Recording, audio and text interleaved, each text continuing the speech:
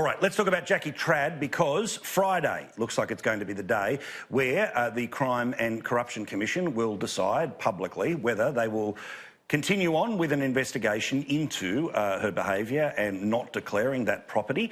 Now, you all know the details here, and I think we also all know that most likely this thing probably isn't going to get all the way to formal hearing. So therefore, despite the fact that it was, not declared, despite the fact that there's the financial gain for the family, despite the fact they've now promised to sell it, despite the fact that all of the ugliness that this has brought on, well, once again, the Crime and Corruption Commission will reveal on Friday whether it will formally pursue the Deputy Premier, Jackie Trad. Miss Trad has been under fire over the purchase of that $695,000 property in her electorate by a family trust, husband who didn't tell her, and she then didn't tell the public. Fiona, look, who knows where they're going to go, but I would be surprised if this got the formal hearing on Friday. But funnily enough, that'll be exactly the time when she's about to step up to become acting Premier, because Anastasia Palaszczuk is about to go overseas.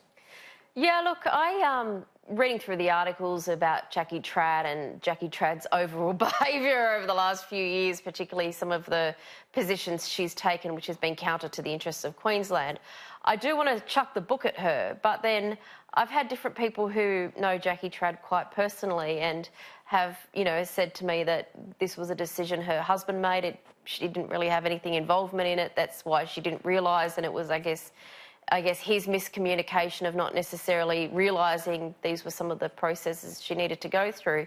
So I kind of may have a slight inkling, Paul, of sympathy for Jackie Trad, and I kind of, I hate myself for even saying I have sympathy for Jackie Trad. But look, at the end of the day... See, I don't care if she's a nice lady. This is the thing. I've had to say the same thing. I'm not saying she's a nice lady. She's a nice lady. I mean, the truth is that she bought a property, or the family trust.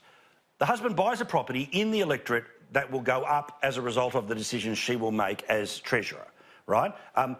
OK, there's nothing illegal about that, but you have to declare it. The idea that, the paperwork at all... I mean, you can't have a sloppy defence for this, Chris. That's always been my issue here, where, look, I don't think this is actually going to hit, the threshold of crime, misconduct or crimes or anything like that, and I think this is what they're going to... They're going to use the Bill Shorten defence here. Remember when he was in that Union Royal Commission, and despite the fact workers got screwed over, all the rest of it, the defence was, but I didn't break any laws. I have lost track of the amount of houses that my wife buys without telling me.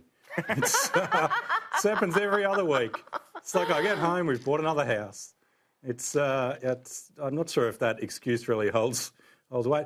But look, I think what's fascinating in Queensland at the moment is how immediately after that federal election, where you remember that if the vote at the federal election was repeated at a state election, Labor would fail to win a seat north of Gympie, how since that the Labor train has continued to sort of run off the rails. They've got their election due in October next year, and Anastasia Palaszczuk is going to have to do some serious work over the next 12 months to make sure that they're actually in the race with this stuff of these questions over Jackie Trad, whatever is the outcome, and questions over the Premier's Chief of Staff and just all these little scandals that have cropped up over the past few months.